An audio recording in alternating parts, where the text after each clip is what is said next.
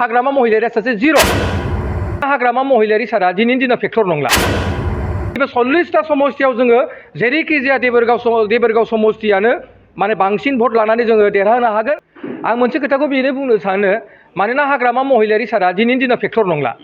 हाग्रामा महिलारिया मा होनदों थांनाय समफोराव हयथ' बिथाङा फेक्टर जानो हागौ नाथाय नैबे इउपिपिएल सरकारा बे बोसोरथाम जानायनि उनाव जोङो दिनै देबोरगाव समस्ति हिसाबै जों गोबां खामानि मावदों मानोना बिहा दायथ' दंमोन बियो सासे एमसिएलएमोन आरो मानोना रायजो राजाया बेखौ फोथायनानै बिथांखौ भट होदोंमोन आरो भट होनानै बिथाङा देरहासारबो जानो हादोंमोन दिनैसिमबो बिथाङा एसेम्ब्लियाव खेबसेबो थाङाखै द्याट मिन्स जों बेहायनो मिथियो जे हाग्रामा महिलारिया सासे जिर'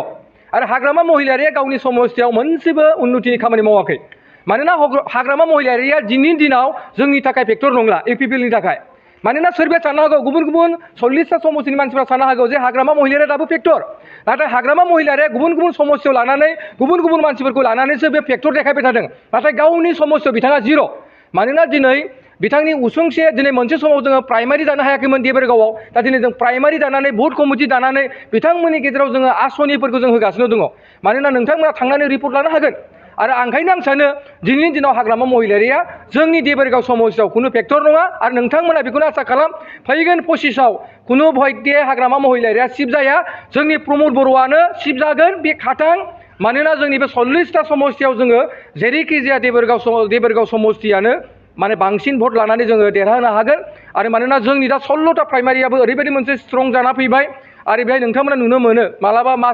जोङो मास गेदारिं लायोब्ला जोंनि देबोरगावनिफ्राय ओरैबायदि मानसि फैयो जेराव जों गारि हरख'लायनो हाया बे अबस्थाखौ नोंथांमोनाबो निसय नुनो मोन्दों बाजाज कम्पानिनि बाइक सालायनो मोजां मोनग्राफोरनि थाखाय गोजोनथाव खौरां लोगोसेनो बेसेन नाङाजासे 5 लिटार पेट्रल